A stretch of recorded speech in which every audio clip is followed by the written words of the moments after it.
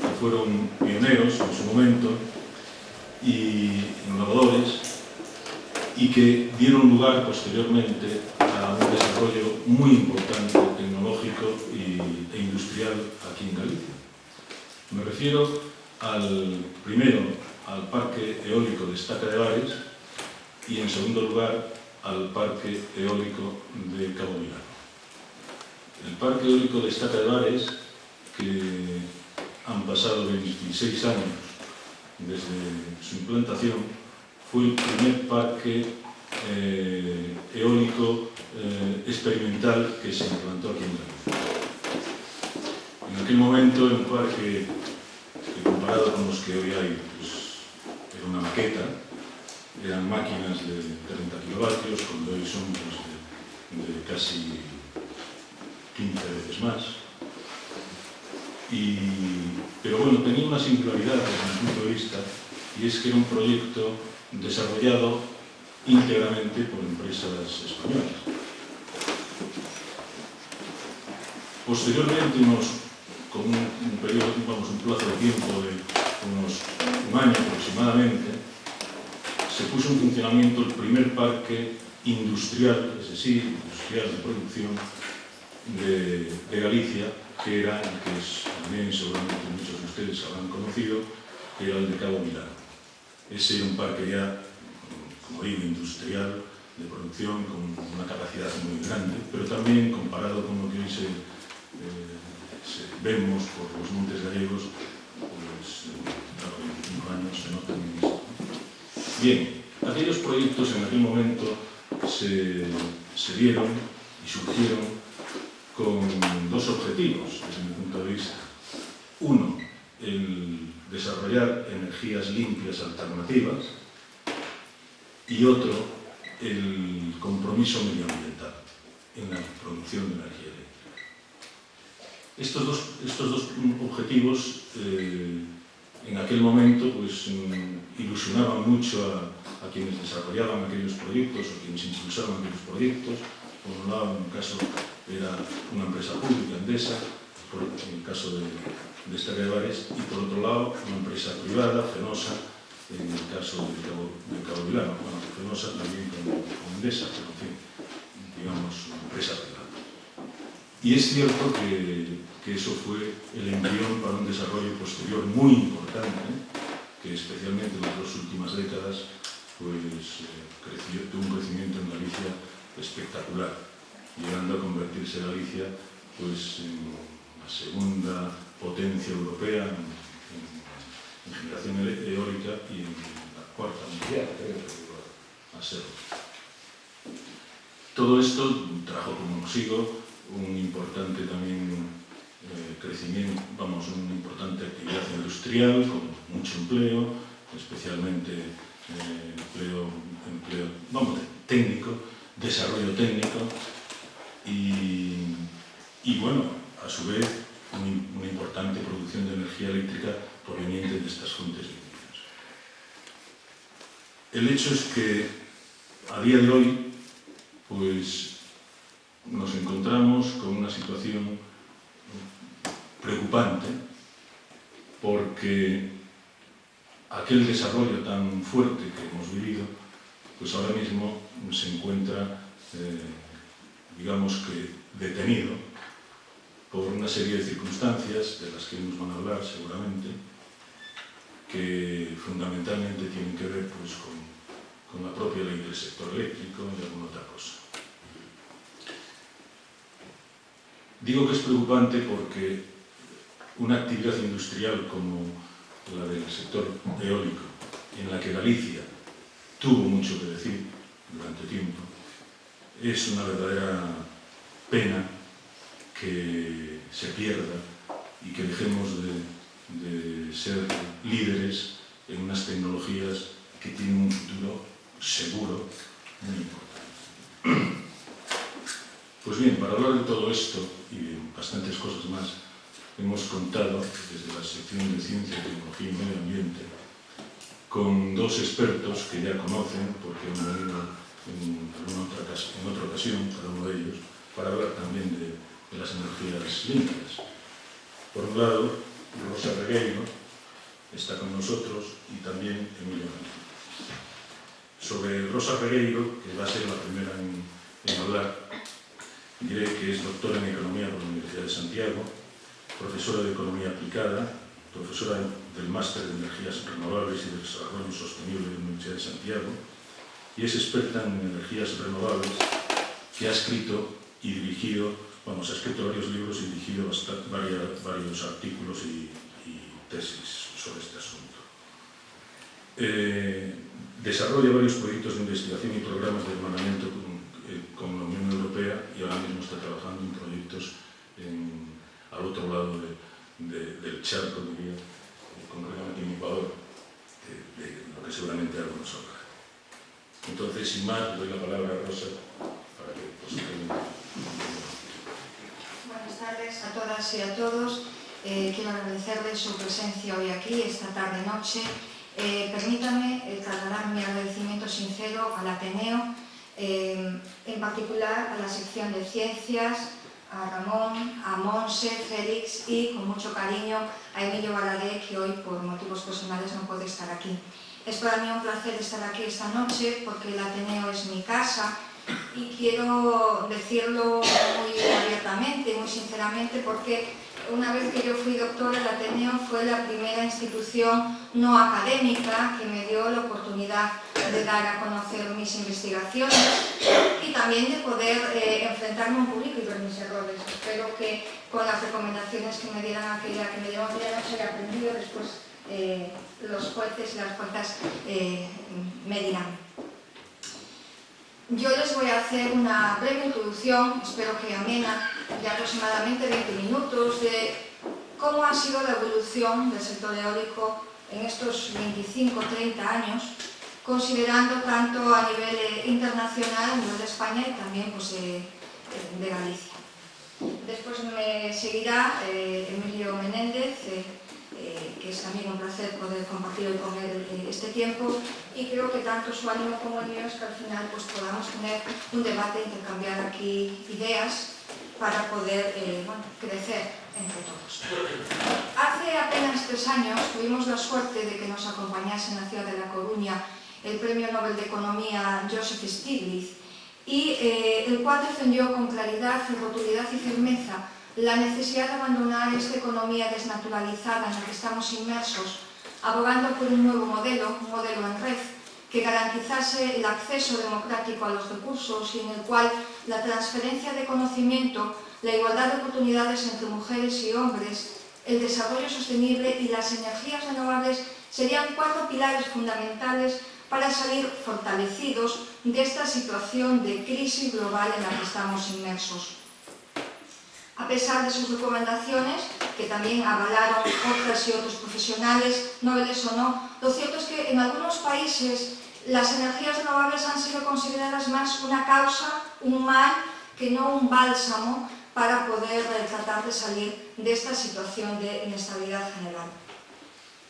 Si tenemos en cuenta los últimos datos publicados y aprobados, que son para el año 2012, de la primera autoridad mundial en energía eólica, la WEC, y que también han sido amparados por la Asociación Europea de la Energía Eólica, estos datos nos permiten ver que todavía la energía eólica ha avanzado con cierta fuerza, digamos que en menor intensidad, y localizada fundamentalmente en una parte del mundo, en Asia. Pero estos expertos, estas instituciones que recogen también la voz de las empresas, ponen el acento en 2 elementos fundamentales. La debilidad, entre comillas, del negocio eólico frente a la inestabilidad financiera y también la preocupante y el preocupante impacto de la inseguridad jurídica. La WEC y la Asociación Europea nos dicen que para el año 2012 aproximadamente había en el mundo instalados de energía eólica en términos de potencia sobre 300.000 megavatios. China es el líder mundial, seguido de Estados Unidos, Alemania y España. Eso nos quiere decir que España es la 4ª potencia, valga la redundancia, potencia instalada a nivel mundial, y es la 2ª a nivel de la Unión Europea. Sin embargo, si hacemos este análisis en términos de crecimiento interanual, es decir, si yo quiero saber cuánto ha crecido del 2011 al 2012, veo que la situación de España es muy preocupante. Pasa a ocupar prácticamente el último vagón de cola, con un crecimiento aproximado del 2,5%. Entonces, quizás debemos de preocuparnos por qué ha pasado en España para que, siendo la cuarta potencia mundial, ese crecimiento sea menor, qué vaivenes están cerrando esta situación.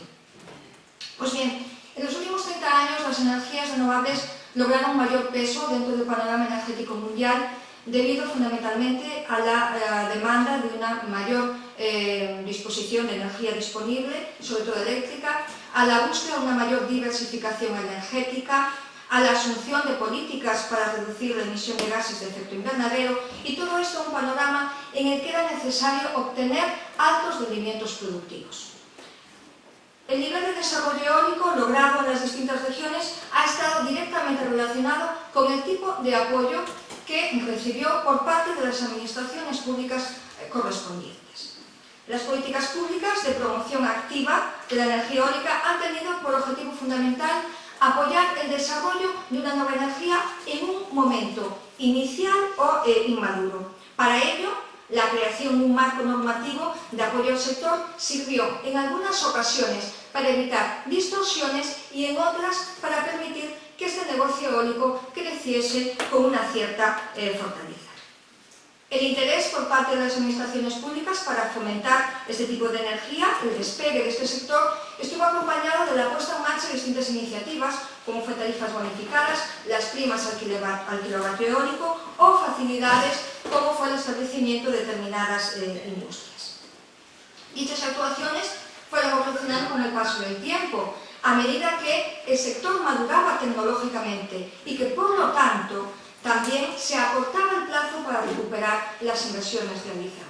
Por ejemplo, en el tema de las primas al kilovatio eólico, que después volveré a hacer referencia, en muchos países, Dinamarca, que es un país pionero a nivel mundial, empezó en el año 73, en 1973, con este tipo de actuaciones, con primas al kilovatio eólico, pero a medida que el sector se iba fortaleciendo, estas primas se fueron reduciendo o transformando, pero de forma paulatina.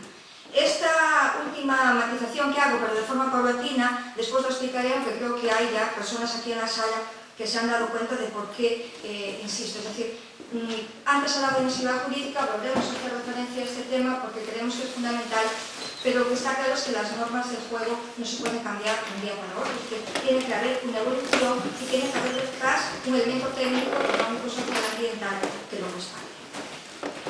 Sin embargo, a pesar de todo eso, la evolución ha sido muy dispar en los distintos países productores de energía eólica a nivel mundial, pudiendo apreciarse modelos de desarrollo integrales y parciales en los cuales variables estratégicas fueron tanto las económicas como las financieras, pero también en muchos casos empezaron a coger fuerza las ambientales y sociales. Permítanme que muy brevemente, para que después puedan entender lo que les quiero explicar sobre Galicia, les haga una descripción de cómo fue la situación en los principales países productores a nivel mundial. A nivel de Europa, Dinamarca, Alemania, España y Reino Unido fueron países pioneros en la explotación de este tipo de energía, no siguiendo para nada un modelo común, pero convirtiéndose en campo de experimentación para los países que iban a iniciar esta andadura eólica años después. Todos estos países, todos, excepto España, España no lo hizo, comenzaron su andadura eólica diseñando un marco regulador, un marco normativo propio, integral y flexible, de forma que se fuese adaptando al aprendizaje adquirido y a las necesidades de cada momento. Un marco regulatorio en el que estaban presentes y representados todos y cada uno de los agentes implicados, desde las administraciones públicas, las empresas promotoras, las financieras, las tecnólogas, las universidades, los consumidores, los ayuntamientos y un agente fundamental que aquí en Galicia ha estado, a mi juicio, olvidado: los propietarios de los terrenos. Los propietarios de los terrenos, que son los dueños de la principal riqueza, del principal elemento necesario para que ese parque eólico pueda instalarse. Si en ese terreno no hay una medición, intensidad y regularidad de viento, les aseguro que el parque eólico no se va a instalar. Y además, otro elemento que yo creo que es fundamental y que permítame que vuelva a coger el caso de Dinamarca para ilustrarlo. Dinamarca en el año 73, cuando decidió empezar con el negocio eólico, con la aventura eólica, lo hizo porque estaba seriamente amenazada por la crisis del petróleo de esa época.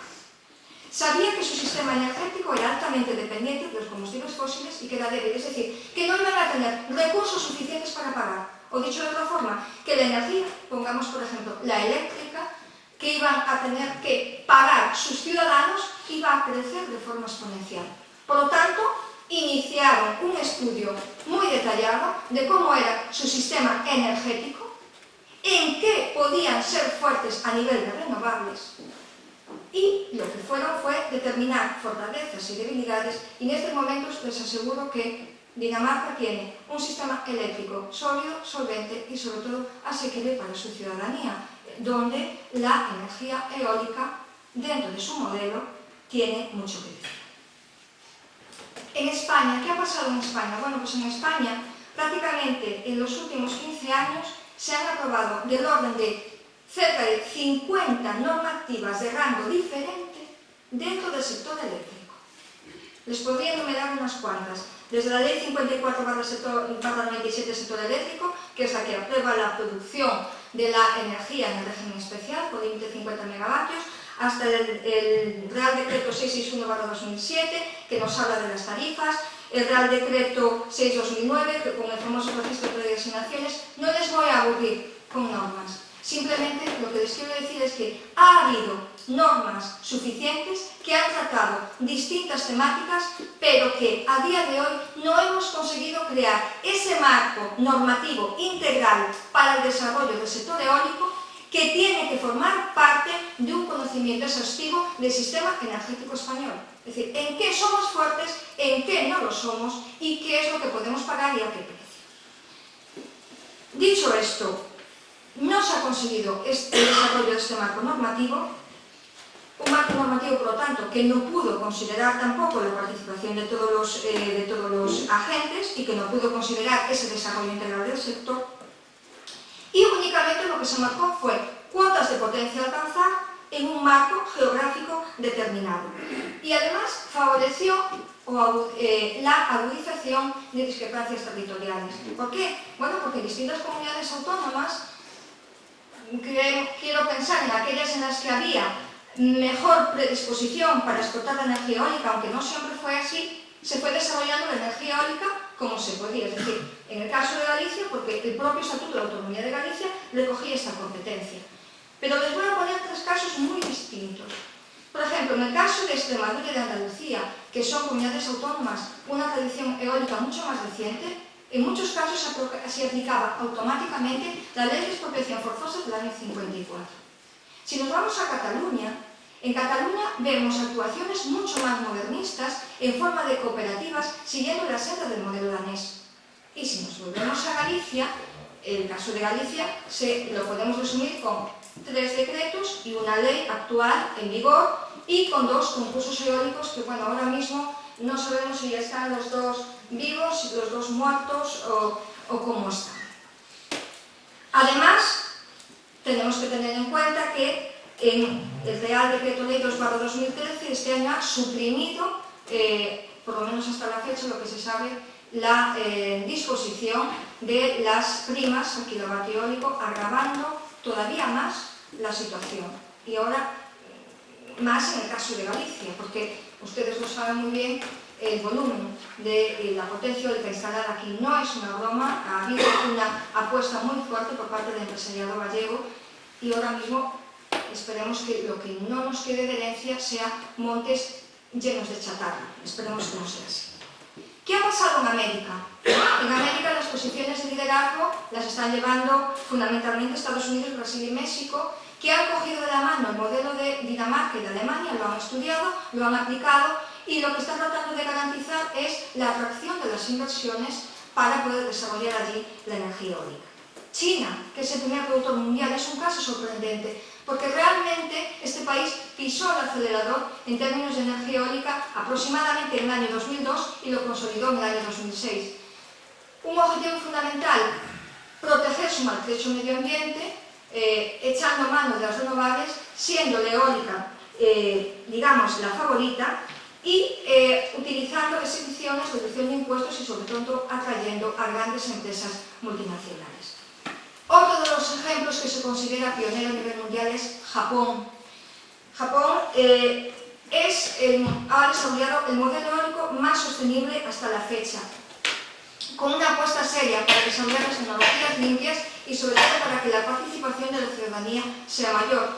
Ha llegado a desarrollar 3 fondos de inversión en los cuales el 90% de las aportaciones están hechos por personas de a pie, personas del común que han invertido sus ahorros y que, para financiar parques eólicos y que a cambio están recibiendo una remuneración.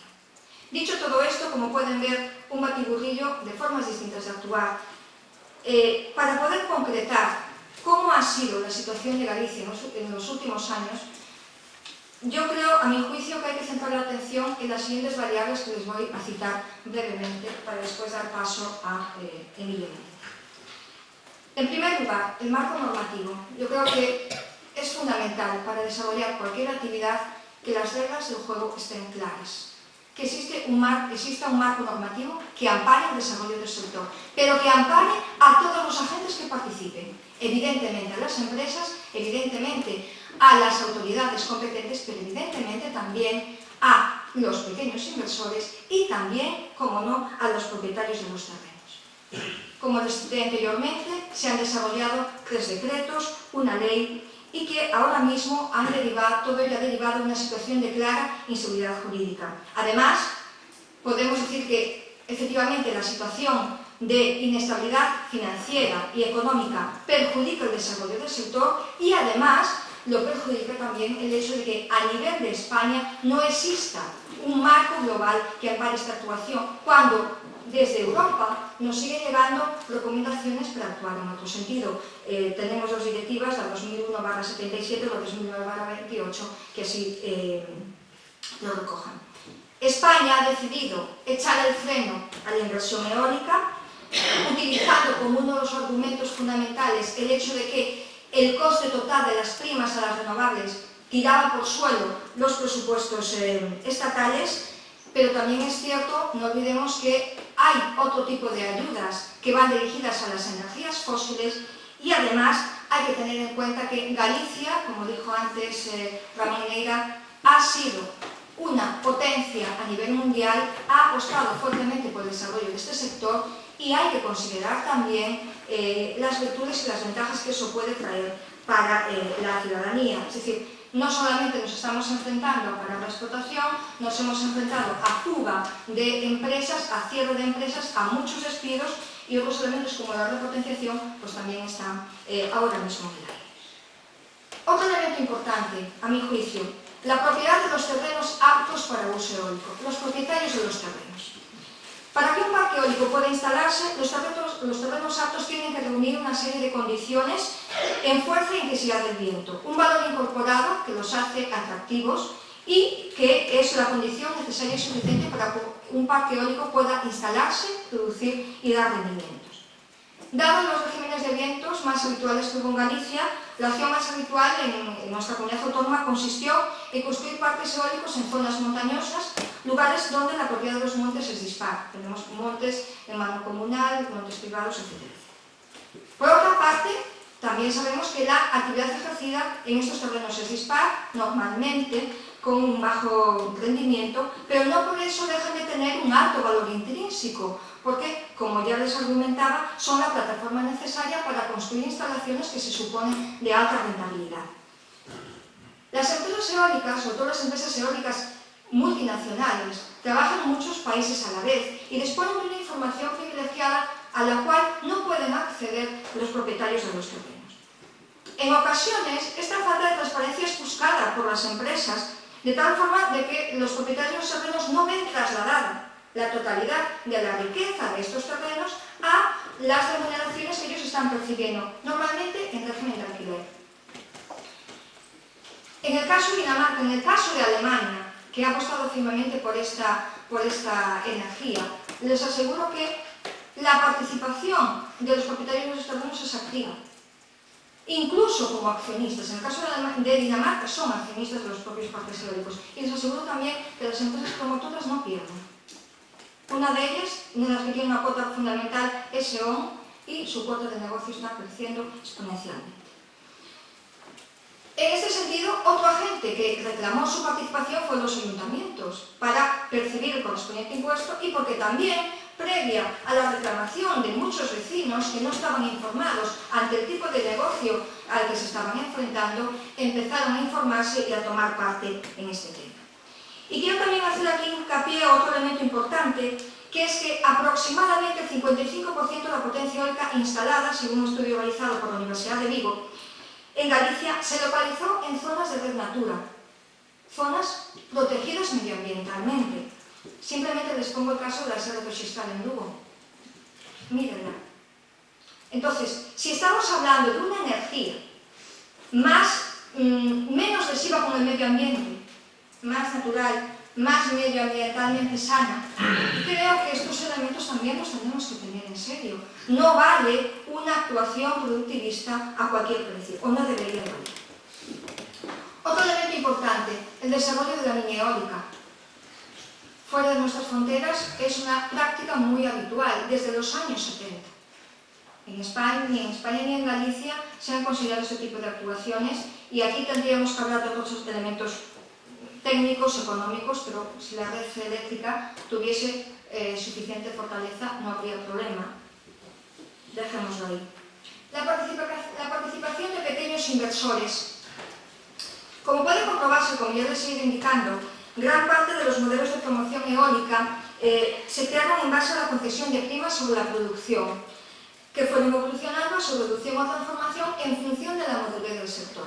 ¿Esto qué quería decir? Bueno, pues quería decir que este sistema permitía dar una seguridad financiera a las empresas, de forma que se garantizaba la venta de energía producida y se ayudaba en lo que era la amortización del coste. Evidentemente, si el sector madura, esto quiere decir que tengo capacidad para amortizar mi coste antes, pero también es cierto que si se establece una promoción eólica con unas condiciones, es decir, con la concesión de unas determinadas primas, estas primas tienden a reducirse o transformarse, pero lo que no puede hacerse es de un día para otro cambiar las reglas del juego, porque cambia también, evidentemente, las cuentas y las apuestas, las inversiones de las empresas que apostaron por este sector. No obstante, en algunos modelos de promoción, los más integrales, los que consideraron un estudio del sector global, siempre se consideró la participación de pequeños inversores, de pequeños accionistas, para garantizar esta estabilidad financiera. Y no les estoy hablando de una práctica que empezara antes de ayer, no, les estoy hablando de una práctica que empezó en el año 1991. Ya en el año 91, en Alemania y en Dinamarca, se crearon los primeros parques eólicos en los cuales la aportación fundamental en términos de financiación venía por parte de pequeños inversores como los que podemos estar hoy o por parte de ayuntamientos. Y además tenía otra ventaja fundamental, que ayudaba a crear empleo en las zonas rurales, que son partes de las zonas que están evidentemente más desprotegidas y más abandonadas en este sentido. Puedo citarles ejemplos, WindFarm, Enercop, Sanso, no les voy a aburrir, pero existen varios de éxito y quien quiera conocer los datos los tengo aquí a su disposición. La creación de empleo y disposición de la tecnología, otro elemento fundamental. La energía es intensiva en capital, pero no es intensiva en factor trabajo. Aquí quiero hacer dos comentarios. Por un lado, en Galicia se creó empleo eólico indirecto. Pero en términos de empleo directo, creo que debemos de ser más cautos. Por un lado, en lo que es la construcción, eran actividades que rotaban. Y según nuestros cálculos, y cálculos realizados también por la Universidad de Zaragoza, podríamos estar hablando de un empleo directo neto de aproximadamente un empleo por cada megavatio en las actividades de construcción y uno por cada 7 en las de operación y mantenimiento. Contando que estas últimas son las actividades donde hay trabajadores más expertos, más cualificados y que, digamos, tienen una mayor perdurabilidad en el tiempo. Pero a mí me preocupa también hablar de estas factorías, de empresas que estaban asentadas en Galicia, aquí en Santiago, por ejemplo, el caso de la Mesa Sigüeiro, que tenían una planta de montaje de aerogeneradores y de ensamblaje de piezas que ya llevaba muchísimos años funcionando, y como esta, otros muchos ejemplos que han tenido que cerrar. O quería también hacer referencia a empresas promotoras que ante la inseguridad de su futuro aquí han tenido que buscar otros mercados, o incluso muchas de ellas, desgraciadamente, que han tenido que cerrar. Otro elemento importante, ya para terminar, es las empresas propietarias de los parques eólicos instalados. A nadie se le escapa que en España las empresas eléctricas tienen un poder que no tienen en otros países de la Unión Europea, casi que me atrevo a decir del mundo. En Galicia se ha dado un aprovechamiento extensivo del recurso viento por parte de las empresas promotoras, de manera que la propiedad, aunque el capital no tiene patria, en gran parte, aproximadamente el 80% de los parques eólicos instalados están en manos de empresas cuyo capital es foráneo. No es hablar simplemente del grupo Entre Canales, del grupo ACS, Iberdrola, del grupo Enex, sino que a mí me interesa ir más allá, es decir, ¿quién está detrás de estas empresas? Si vamos a los accionistas iniciales, podemos citar Tokyo Electric Power, que es la dueña de la central de Fukushima en Japón, fuertemente dañada por el tsunami, GDF Suez, BlackRock Fund, Freeworks de China, o de Banco New York Mellon Corporation. ¿Por qué cito estas entidades? Porque las entidades, normalmente, cuanto más lejos están del centro donde se desarrolla su negocio, están menos vinculadas económicamente hablando y socialmente hablando. Es decir, lo que importa es el reporte de beneficios, el dinero lo va a llevar el inversor. Hay menos concienciación de lo que pasa en el lugar. La participación de las empresas, digamos, de capital gallego ha sido mucho menor, que podrían ser las que por lo menos a priori tuviesen un mayor y mejor interés en el desarrollo socioeconómico de la zona. Además, si estudiamos estas grandes empresas multinacionales, vemos que entre ellas hay una vinculación especial. Por ejemplo, era muy frecuente ver cómo las grandes empresas multinacionales que operaban en Galicia, en su grupo de inversión, también había una empresa constructora, de forma que al final gran parte del negocio se centralizaba en muy pocas manos, es decir, esos beneficios iban a parar mayoritariamente fuera de Galicia. No obstante, sí que ha habido apuestas serias desde Galicia y que tenían otra preocupación por el desarrollo del sector. Y nos quedaría por último la conjunción de estudiar la capacidad de la eólica terrestre, onshore, en línea de costa, nearshore y la terrestre marítima, que ya eso se lo dejo para Emilio Menéndez, que sé que es un tema que especialmente le gusta. Para terminar, yo soy positiva por naturaleza y creo que estamos ante un sector tremendamente estratégico, pero creo que hemos tenido y tenemos enfrente un peligroso enemigo, una peligrosa barrera, que es la inseguridad jurídica. No saber o no tener normas de juego claras para todos. No es equitativo el desarrollo de un sector en el que no estén presentes todos los agentes implicados e interesados. No puede haber un negocio que esté siempre subvencionado. Yo no conozco ninguna peluquería a la cual el Estado le pague a final de mes 10 euros por cada corte de pelo que haga. No es así, pero tampoco es justo que se establezcan unas normas de desarrollo y que se corten de la noche para la mañana. Quiero pensar que va a haber futuro, pero tenemos que analizar los errores del pasado, conocer la potencialidad real del sistema económico y energético y a partir de ahí empezar a construir de una forma sostenible el negocio eólico, en el cual los intereses ambientales realmente tengan cabida. Muchísimas gracias por su atención.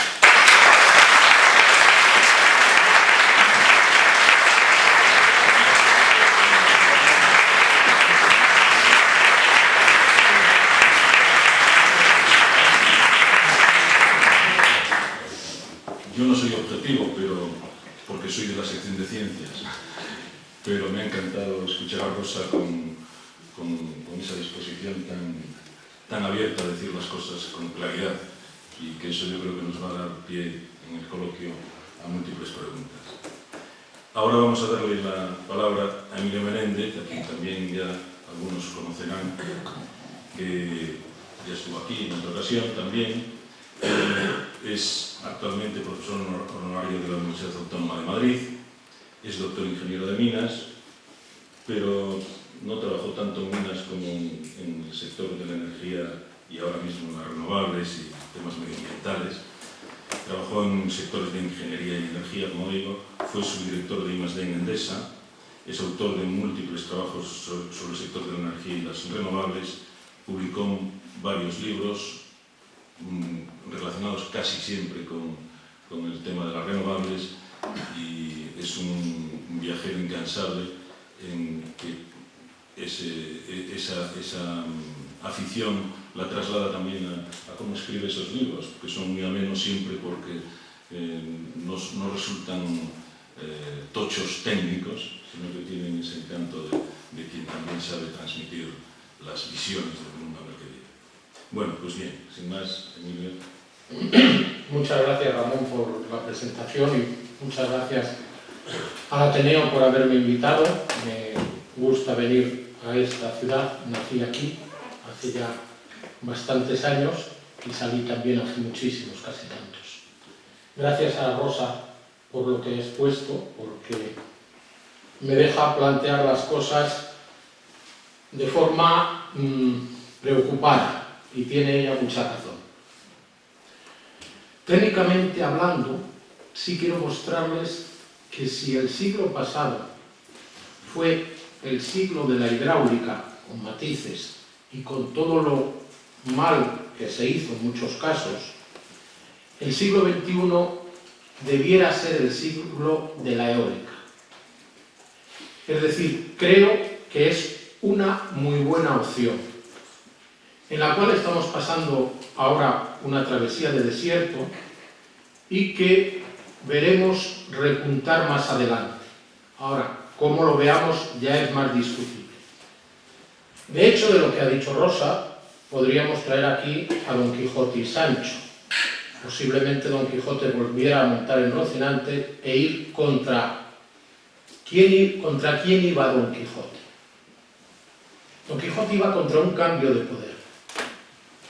Un cambio de poder que quitaba la capacidad de moler trigo, de obtener harina, a aquellos que controlaban las aceñas y el transporte a las aceñas, por un poder mucho mayor, que en ese caso era el de la eólica, traído, como nos recuerda Caro Baroja, por los austrias que nos traen a los fúcares y que estructuran la minería del oro en América y la salida de la harina con un sistema que ellos hacen. No me extiendo mucho, pero vean ustedes que el Molino de la Mancha no es un molino de la península. Salvo los molinos de Catoira, que son mucho más antiguos, todos los molinos de la península son de velas, pero de velas sueltas, como las de un barco, no unidas a una estructura muy fuerte que viene de lo que era el desagüe de la gran marisma que era los Países Bajos. Pero sí que es muy importante lo que ella ha dicho, porque la eólica trae la posibilidad de estructurar de forma distinta el poder. Y eso es lo que el sistema no acepta. Si además ese poder se estructura con una participación local importante, nos aparecen una serie de cosas de las cuales he de reconocer que no he sido consciente hasta que han ido pasando tiempo, hasta ver cómo se han estructurado las cosas o cómo han pasado. De hecho, me sugiere una frase, un comentario que tenía uno de mis jefes, que Ramón conoce, Luis Lassi, que le decía al director: ¿lo hacemos bien o como siempre? Y es verdad, en gran medida ese desarrollo de la eólica en el que yo he participado lo hemos hecho un poco como siempre. De todas formas, creo que la hemos de defender y valorar en su justa medida. En el año 1990 aproximadamente, por cada kilovatio hora que utilizábamos, había 500 gramos de CO2. En este momento son 320, pero hace 3 años estuvo en 280. En una casa se consumen 10 kilovatios por día, es decir, 3.600 de promedio en casas y casas, pero podemos redondear a 4.000. Con esos 300 o 320 vemos qué parte de CO2 sacamos, y estos días que se celebra en Varsovia la preparatoria de la reunión de cambio climático nos puede dar una idea. El sector eléctrico español redujo sensiblemente sus emisiones por la eólica y también por una disminución en el carbón, sustitución por gas natural, que luego repuntó a partir de 2011 con un mayor uso del carbón. En ese sentido, la apuesta por la eólica es completamente necesaria y se enfrenta a algo que el sistema convencional ha planteado ahora, y es que se acaba el petróleo, pues busco petróleos raros, petróleos no convencionales, sean esquistos, sean aguas profundas, sean arenas bituminosas.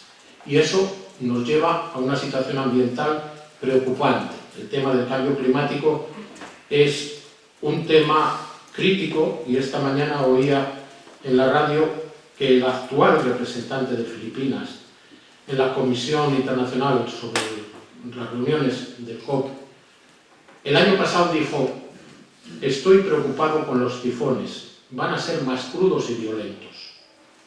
No podemos decir que sea exactamente 100% cambio climático lo que ha pasado, pero hay una componente. Ya nos dirán quien lo estudie a cuánto le podemos asignar esa componente. Es decir, la pelea por una energía limpia tiene que estar ahí. Y en el caso de Galicia, y ella lo ha planteado también, la pelea por una industria propia y bien consolidada. Para mí, los problemas arrancan inicialmente en los años 90, cuando el dinero era muy especulativo y si alguien tenía capacidad de inversión, era fácil que comprara solares para construir o comprara pisos hechos para volver a vender. Y eso daba un ratio de beneficio muy alto. Fijar dinero en la eólica era difícil, y ahí aparece un esquema que se une en cierta medida, no completamente al danés y al alemán, en el que hay una estructura de primas que no ha sido totalmente transparente y que tiene sus partes criticables. Eso se consolida, o digamos, esa incertidumbre se consolida en el año 1997 con la ley del sector eléctrico, en la cual desaparece la planificación. Solo hay una planificación orientativa. Y además desaparece el reconocimiento de costes, aunque se hace una gran bolsa para los costes que había habido antes de ese 97 para amortizar las instalaciones. En ese momento que no hay planificación, cada empresa, en vez de sentarse incluso dentro de la patronal y ver cómo nos repartimos el pastel a una de las grandes empresas, camina por su cuenta y riesgo. Y en este momento tenemos 25.000 megavatios de ciclo combinado instalado en el país, que según el informe de Red Eléctrica del año pasado, estuvieron utilizados aproximadamente al 25% de su posibilidad de generación. Entonces tenemos ahí una confrontación que habrán visto ustedes en la prensa, cuando hace unos años Gas Natural apuntaba a que quería tener eólica, Unión Fenosa tenía eólica, y el actual presidente de Gas Natural Fenosa plantea que la eólica es una muy mala solución. Hay un primer conflicto de intereses. Hay otro conflicto ligado al tema nuclear, en el cual, en la medida que la eólica ha crecido, hay un exceso de generación nocturna en los días de mucho viento. La nuclear no tiene flexibilidad, no puede bajar y subir carga, lo puede hacer, pero el riesgo es muy grande, y es mejor dejarla tranquilita. Entonces, la eólica ha de parar, mucho o poco, pero hacia futuro ha de parar más. No tenemos definido cuál es el futuro de la energía nuclear. Y ahí vuelve a haber otra lucha de poder y de discusiones. Los costes de generación nuclear son algo menos de 2 céntimos de euro por kilovatio hora y la media de la subasta da 5 céntimos por kilovatio hora. Por lo tanto, da un beneficio de 3 y algo.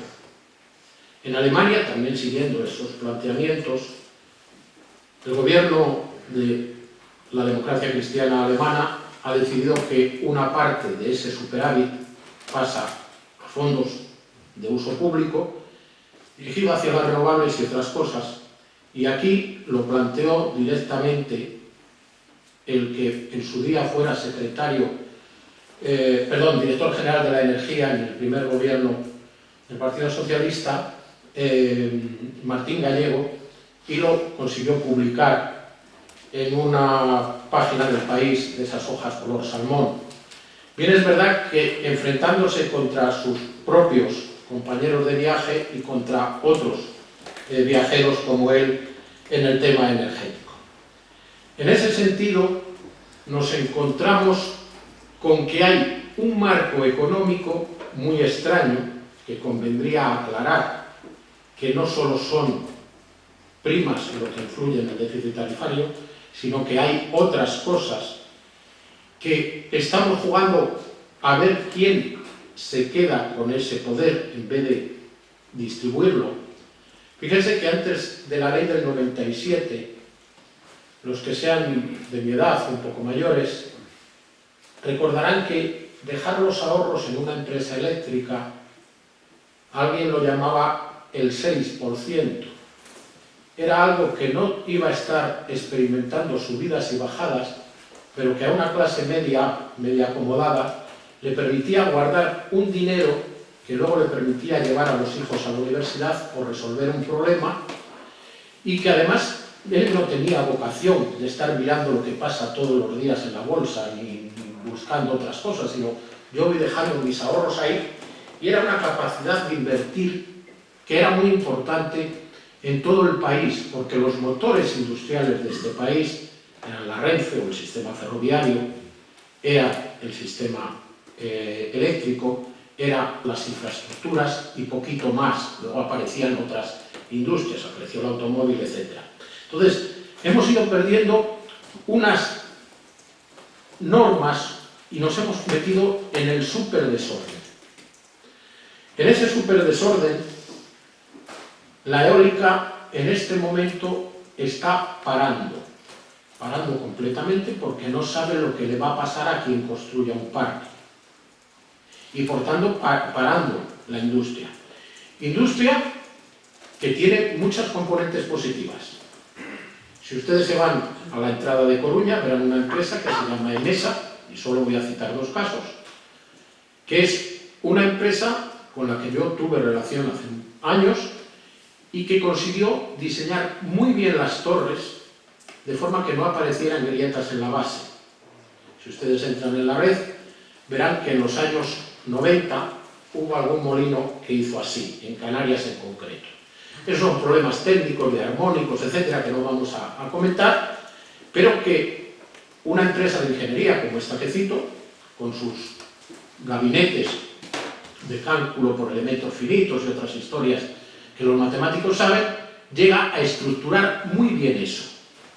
Estructurarlo tan así como que en su día le encargaron que hiciera la T4, no porque diseñara el monstruo de la T4, sino porque era capaz de hacer una estructura de tubos que podría pasar de más o menos 20 grados de temperatura y dilatarse todo lo que esa estructura se dilata. Se quedó también con la estructura de una estación ferroviaria en Lieja, en Bélgica, y con una serie de obras de este tipo. Si entran en la página de Mesa, las van a ver. Y van a ver los camiones con esas torres circulando por distintas carreteras españolas. Otra empresa, que no es gallega, pero sí es una de esas diseñadoras del conjunto que es Vestas, tiene en Daimiel, provincia de Ciudad Real, una fábrica de palas que en su mayor parte son esas palas que vemos llegar por la Nacional 6 hasta el puerto de Ferrol, a veces al de Coruña, pero mayoritariamente al de Ferrol, para ser exportadas. Palas que tienen 30 metros de longitud, 33 incluso, y que salen hacia terceros países. Es decir, todavía hay cosas que si fuéramos capaces de ver cómo lo estructuramos, podríamos salvar los muebles. Salvar una industria que además, evidentemente, en el caso de Galicia, tendríamos que hacer una apuesta fuerte por ella. Si ustedes suben al parque eólico de Pasarellas, encima de Carnota y Muros, verán unas máquinas que tienen, pues allí hay un compañero que estaba en aquella historia, pero que deben de tener en este momento 16 o 18 años y que siguen funcionando bien y que siguen sin hacer más que el ruido propio de las palas, no de las cajas multiplicadoras. Esas cajas, o esa fabricación, se hizo en Feni, en Ferrol. Es decir, ha habido cosas como para que encajemos algo y que deberíamos intentar salvar. ¿Por qué? Mi visión es que nos quedan 10 años muy malos. 10 años hasta el 2025, en el que van a ocurrir dos cosas importantes en el sistema eléctrico. Las centrales de carbón tendrán que cerrar. La normativa europea que hemos asumido implica 200 miligramos de SO2 y 200 miligramos de NOx por normal metro cúbico. En nuestro país hay muchas, no vamos a citar cuáles, que llegan a 4.000 y hay alguna que se pasa un poco. Es decir, tienen que reducir 20 veces el ratio de emisión. Y tienen casi 40 años. El desarrollo de las centrales térmicas era de los años 80. Para este 2024 lo tendrán. La normativa empieza a entrar en vigor el 2018. Entonces va a desaparecer potencia de carbón. Y el 2024 cumplen 40 años las centrales nucleares. No parece que la apuesta por ellas sea clara, lo cual no quiero decir que no se dé, porque nuestro sistema eléctrico ya es foráneo, es de otras empresas que se decide en otros sitios, sea Roma, sea París, sea Frankfurt.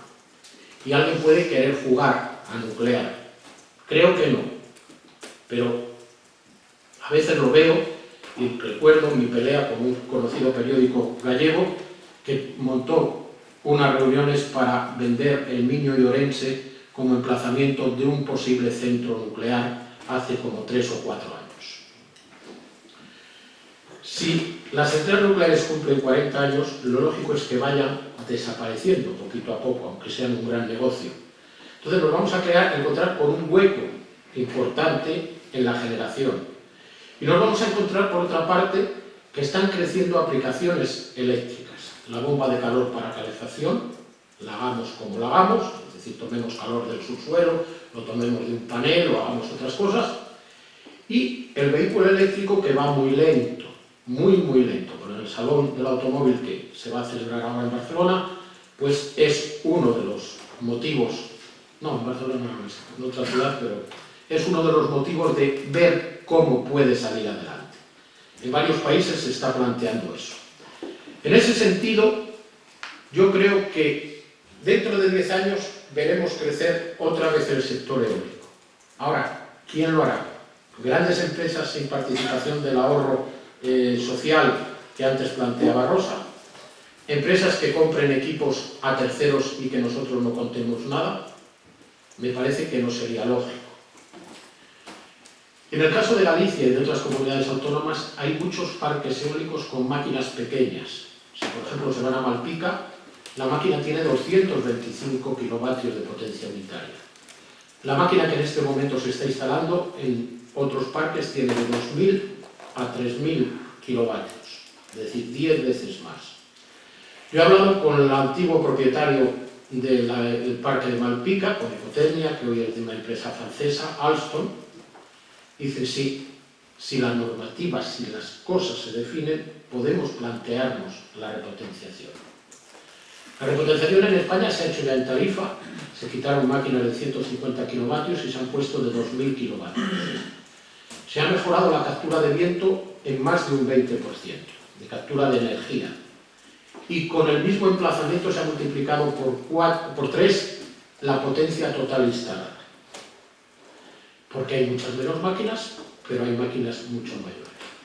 Para mí, una cuestión importante sería que hubiera una planificación eólica. Una planificación que analizara Galicia y que analizara España. Y que dijera, en Galicia, ¿dónde crea un problema ambiental? En la Sierra do Sistral, de acuerdo. ¿Dónde crea otro problema ambiental? En este otro sitio. Esos parques deberían pensar en que desaparecieran. ¿Dónde me está funcionando bien? ¿Dónde no tengo un problema? Voy a repotenciar. Eso daría un respiro a la industria y nos permitiría avanzar del orden de un 50% de la potencia que tenemos ahora sin ocupar más territorio, sin entrar en discusiones de dónde vamos a poner. Evidentemente hay territorio donde es lógico ponerlo, porque no cree problemas ambientales, porque sea fácil de instalar, etc. Pero sin esa planificación no vamos a ningún sitio. Yo, en esa planificación, creo en las grandes máquinas. El petróleo, cuando fue muy petróleo, tenía una tasa de recuperación energética de 1 a 100. Es decir, se ponía una unidad de energía y se obtenían 100. El carbón nunca llegó a eso.